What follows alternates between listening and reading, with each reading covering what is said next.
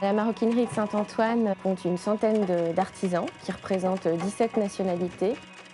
Elle existe depuis 2006 et elle est installée au cœur du faubourg artisanal de Saint-Antoine à Paris.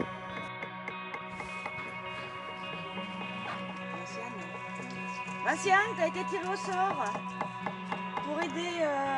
Si tu peux nous donner un coup de main sur le montage, au moins pour la grande peau, une petite demi-heure, je pense. D'accord. Merci.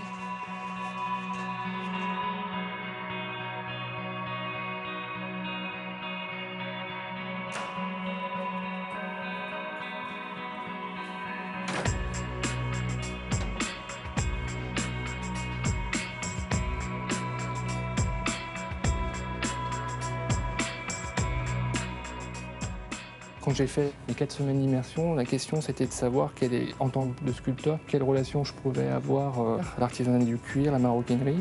Pour moi, c'était une chose extrêmement lointaine. C'est une chose que je ne connaissais pas, c'est un métier que je ne connaissais pas, des gestes que je ne connaissais pas. Et en fait, une des seules relations que j'avais au cuir, finalement, c'était ma ceinture. Donc c'était des choses très mécaniques, quoi, ma ceinture ou mes chaussures, c'était la mobilité, des choses comme ça. J'ai commencé à rencontrer les artisans, à voir les gestes. Ça m'a très vite donné l'idée de justement travailler à la fois le cuir transformé, sa manipulation et la présence des peaux, en utilisant justement cette relation très mécanique à la matière. Parce que le cuir, ça a une grande souplesse et une grande force également. Bon, j'avais commencé à travailler ici, à faire de la couture. Et il s'avérait qu'en tant que sculpteur, il ne s'agissait pas de faire un accessoire ou un objet, mais il s'agissait de faire quelque chose qui est de l'ordre d'une relation à l'espace. Sébastien Gvint est un artiste de 38 ans. Il vit entre Paris, Verdun et Berlin, où il a monté il y a quelques années une galerie qui s'appelle Happy Few. C'est un sculpteur qui collabore souvent avec Emmanuel Saunier, qui l'a parrainé pour cette résidence.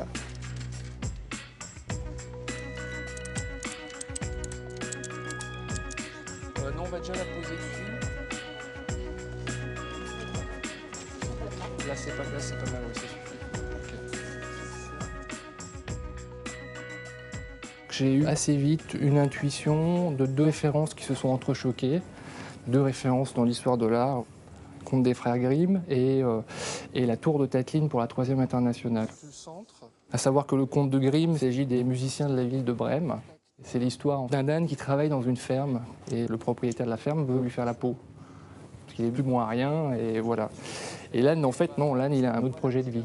Et il a décidé d'aller rejoindre la ville de Brême et de jouer dans la Philharmonie.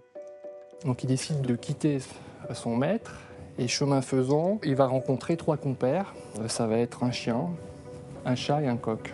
Et les 3, ils sont dans la même situation. Socialement, dans la ferme, ils n'ont plus de place. Et donc, chemin faisant, ils doivent passer la nuit dans une forêt et ils tombent devant une maison qui a l'air abandonnée, mais qui est occupée par des brigands.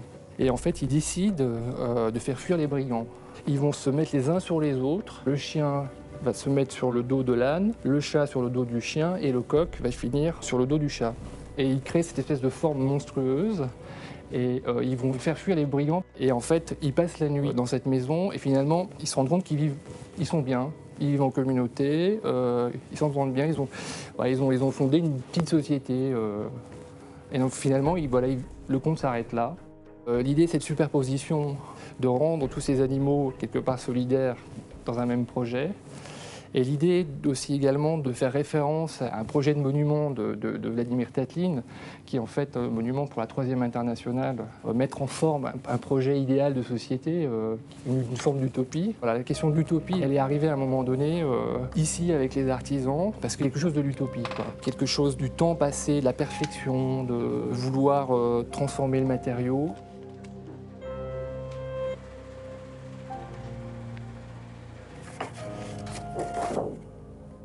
Donc on a la possibilité d'avoir les 2 versions de modules, soit dans l'empilement, c'est sous la forme totémique, ou soit sous la forme d'une dispersion d'une famille qui serait plus posée voilà, sur un plateau.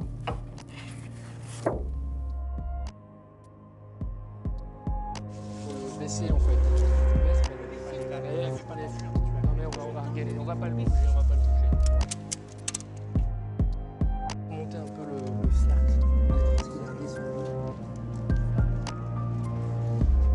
également cette référence assez forte au monde du cirque. Parce que le cirque, c'était aussi ce rapport à l'animal, c'est-à-dire dompter l'animal, l'animal savant, ce rapport aussi utopique au monde du cirque. Et donc une sculpture qui est composée donc de 4 éléments, 4 peaux, une peau de taurillon, une peau d'autruche, une peau de chèvre et une peau de croco. Ces 4 peaux sont tendues et sont mis en relation à travers une sangle qui les lie, qui les rattache, qui les rend solidaires. J'ai rencontré Sébastien à l'école des Beaux-Arts de Nancy. On a gardé de grands liens parce qu'il était un artiste qui était intéressé vraiment par la question de la sculpture dans ce qu'il y a de plus contemporain, c'est-à-dire à la fois l'architectonie de la chose et à la fois la transformation et le sens de la sculpture. On a une rotation de l'ensemble sur un axe, ce qui fait que ça donne encore cette dynamique supplémentaire à l'ensemble de la sculpture. Plus tu descends et plus il se passe quoi au bout du temps? Plus je descends, plus j'agrandis mon cercle ici. Attends, je vais voir déjà par rapport à la peau. À un moment donné, je m'étais posé la question de faire tourner cette pièce, parce que j'étais assez fasciné par cette utilisation du cuir par rapport à la mécanisation, par rapport au courroie, à la ceinture. Et ça faisait énormément sens par rapport même au travail des artisans, par rapport à la transmission. Parce que c'était la transmission à la fois des savoir-faire et la transmission du mouvement. Après, j'ai résolu cette question de la sangle que je voulais rendre très très présente. Et en fait, elle est présente à travers la sangle qui vient comprimer la structure.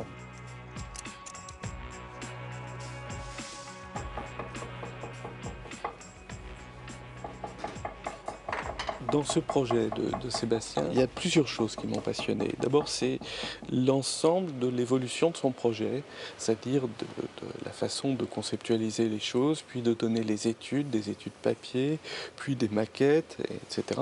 Donc il y a toute une progression. Mais il y a aussi un temps chez Hermès et il y a un temps dans son propre atelier. Il y a un aller-retour, il y a véritablement une sorte de cheminement de l'œuvre et d'engagement de l'artiste à l'intérieur de son propre processus qui n'est pas tributaire uniquement des compétences d'Hermès mais dans lequel il amène ses propres compétences. On écarte, c'est bien, il faut y aller doucement parce que il y a toute une partie de structure qui est faite dans mon atelier. Là, c'était assez drôle parce que pour chercher le fournisseur de ces tubes carbone, en fait, je suis tombé sur une personne qui produit des flèches à partir de tiges carbone et des cerfs-volants.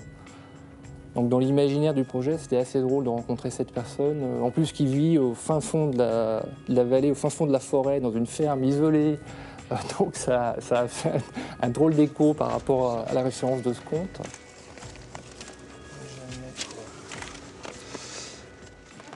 Il a apporté un éclairage quand il a expliqué son œuvre qui a été assez original, qu'on n'avait pas l'habitude d'avoir.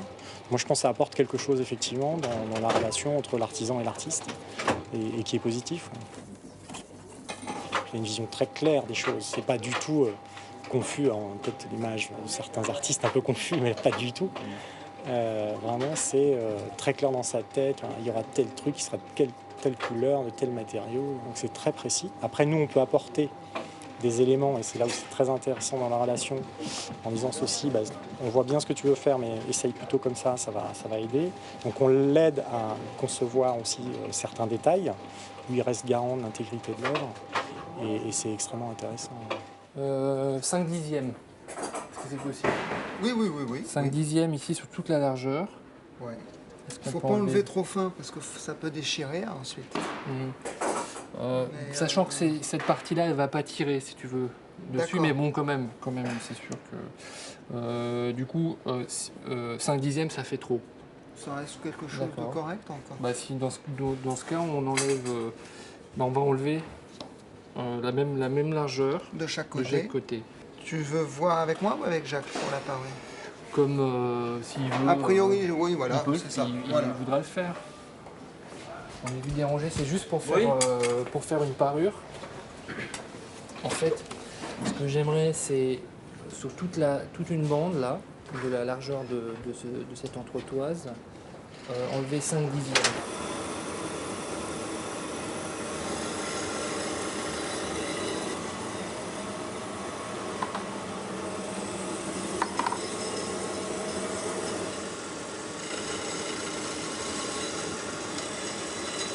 C'est bon? Plus fin, peut-être? C'est parfait. Merci.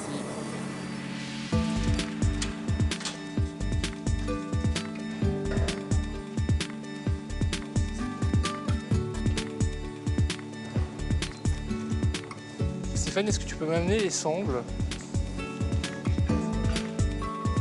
Tu manges. Elle penche. Elle penche beaucoup ou pas? Je vois pas. T'es prêt à rattraper, hein, c'est un croco.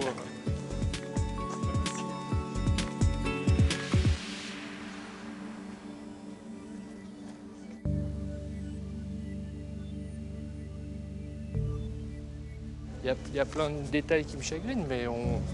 Je peux me permettre? Hein? Bravo. Bravo à vous. C'est super.